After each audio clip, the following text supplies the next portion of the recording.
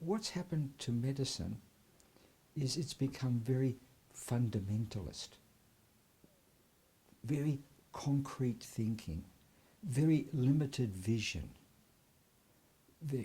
You cut this, you take this out, you put this in, you irradiate that, you give this pill, you give this injection. It all seems so mechanical. It's very sort of, for want of a better word, fundamentalist.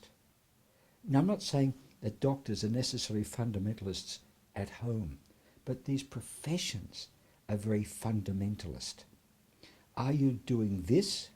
Then you are, if you are giving this chemotherapy, then you are a good boy and you will go to medical heaven. If you suggest something which is not in the Ten Commandments, in that Bible, then you're a bad boy and you go to hell. It's so simple. It's all so simple. And yet, what has become, what's so missing in medicine is true humanitarianism, compassion, empathy. Now, I believe that to a large extent, psychiatry was alone in the medical profession as being that, as having this empathetic quality. But that's gone. Now, by and large, they're just giving pills. All of medicine, even psychiatry, and I mourn psychiatry, what's happened to it. I can no longer regard myself as a psychiatrist. Robert Fulford, when he was 91, still regarded himself as an osteopath. I can't regard myself anymore as a psychiatrist.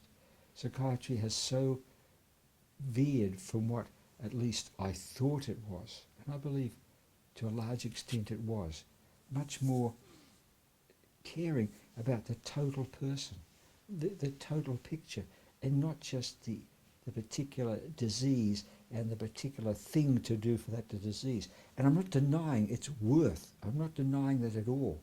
But there's so much more to the person than the disease. There's so much more. And that's completely lost now. It's just lost. And I feel very regretful. That's why I'm happy in many ways to be no longer associated with medical practice. Now, the other thing which is interesting in all this is this particular, what I regard as cold-heartedness, also relates to being unable to have a proper sense of aesthetics. We've discovered this for many years, that when you are in this cold-hearted mode, you don't have the same aesthetic sense. Fundamentalists don't have the same aesthetic sense as people who see more, and that means a fundamentalist doesn't have what I regard as a philosophy, and that's what's happened in medicine. Maybe it was always there. I think to some extent it always has been, but much worse now. The doctor doesn't have a philosophy.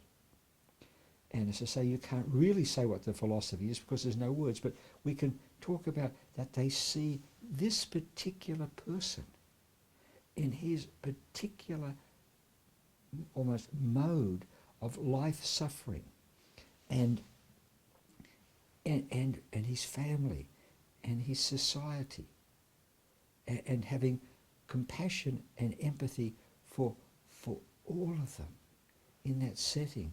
That to me is warm-hearted, is philosophical. There's a philosophy. What's missing now, I don't expect a plumber to have a philosophy. He may have at home, but I don't expect him. He's just a fundamentalist. There's a blockage in the pipe and he cleans it out. The doctor has a blockage in the pipe, he clears it out. There's no higher sort of thinking. Right? But always I have found that fundamentalists don't have the same aesthetic sense. And I think it's because they're not empathetic with the work, whatever it may be, as someone who is broader, more philosophical.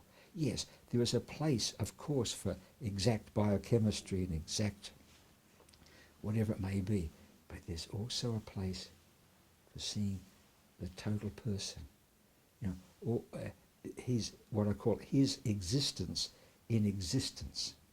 All the shaping forces that have made him what he is. And when that happens, the doctor is, I think, an aesthetician.